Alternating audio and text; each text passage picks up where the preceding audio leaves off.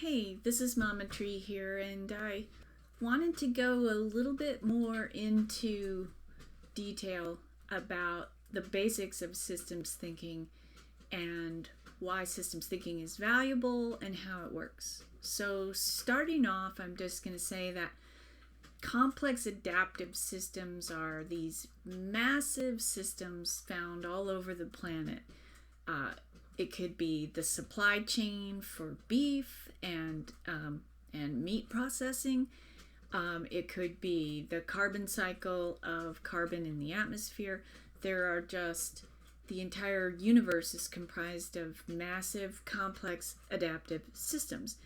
And these systems often behave in ways that we don't completely understand or predict. So, say your system is the corporation you're a part of. Systems in your corporation can include your culture. Your culture is a kind of a system.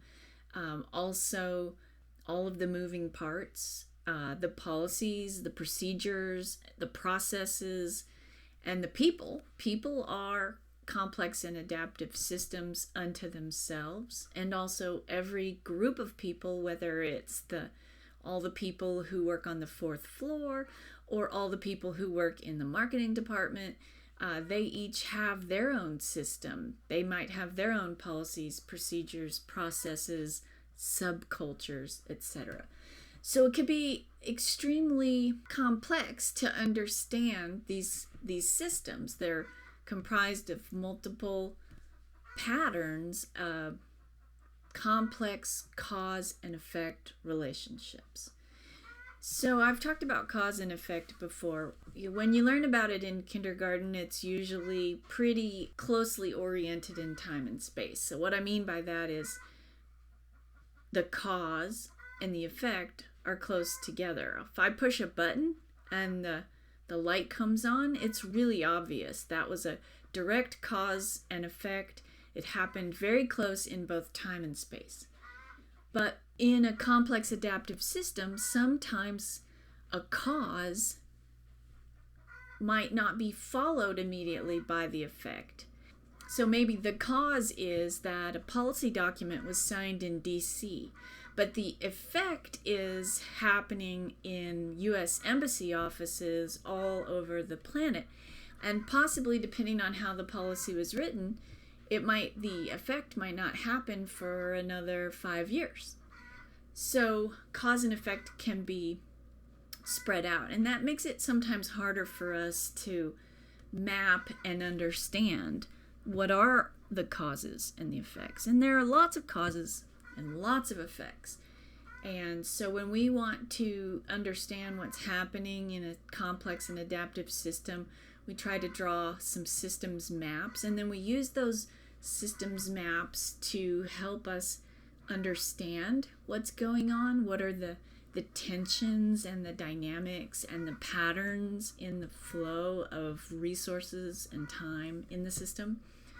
And we draw these maps so that we can not only understand but also try to determine how to make changes.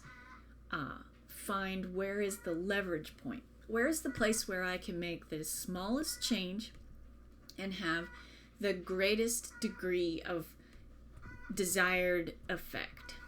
And so there's sort of my introductory preamble. And then what I really am excited to share with you are these animations, this custom motion graphic that my husband created for me to help us understand systems.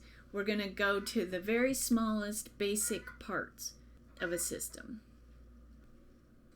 The very smallest part, like the atom, if you will, but in a moving, complex, and adaptive system, the very smallest parts are feedback loops. And a feedback loop is basically this happens, and then this happens, and then this, and it just feeds back in on itself. So there are two kinds.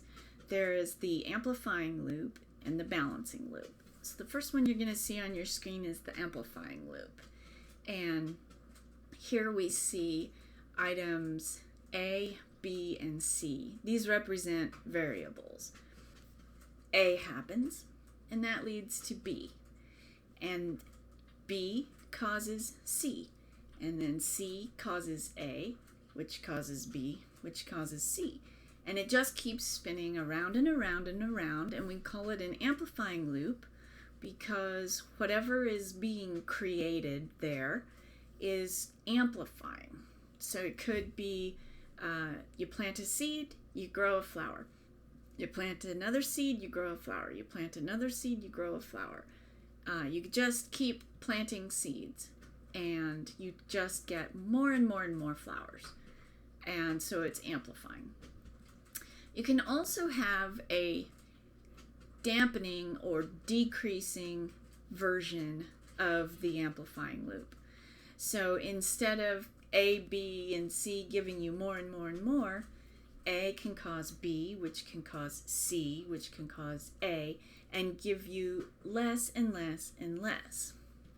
Maybe what's decreasing is the sales for your company, or maybe what's decreasing is the number of people who are exposed to a virus. So we could say that A is education about the virus, and B is changing our behavior because of the education, and C is being healthier and healthier and less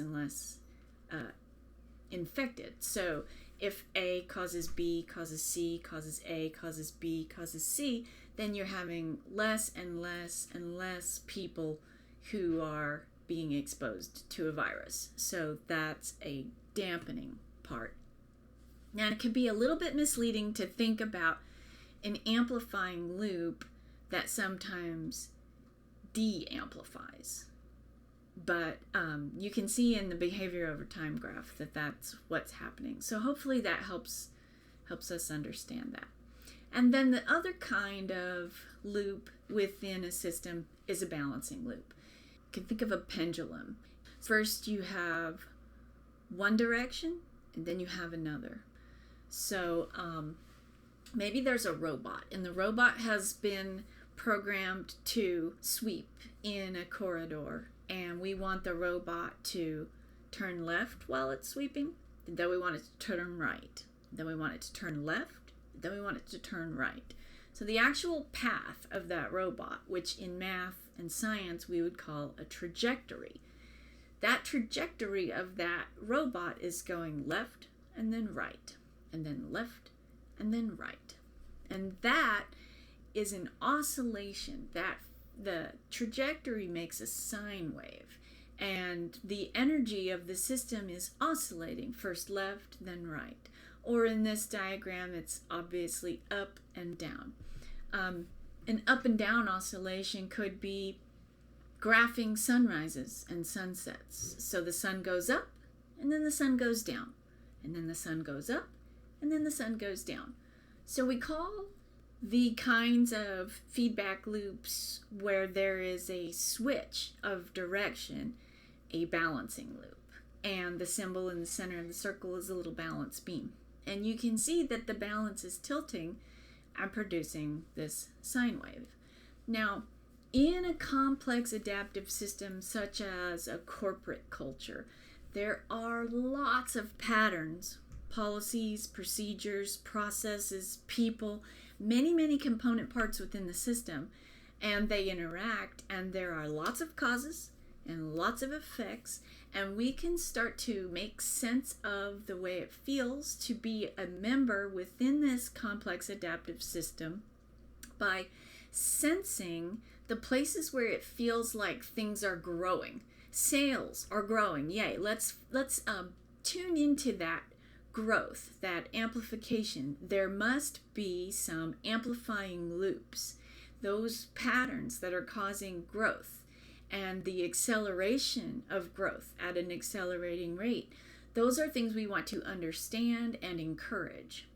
Now, there are also some decelerating things. For instance, maybe culture, maybe pride and motivation has been decreasing and falling, and we need to get ahead of that. We need to find out what's causing our motivation and our pride in our corporation to to fall? What are the things driving that down? So let's try to find that and balance that out somehow.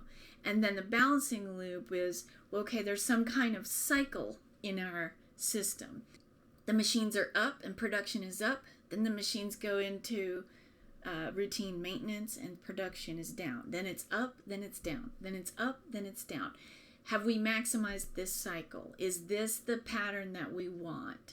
So we want to map and understand and sense all kinds of aspects of our complex adaptive systems so that we can understand their behaviors over time as closely as possible. So then really I think the whole point of it all is so that we can try to guide those complex adaptive systems into the directions that we need and want them to go into.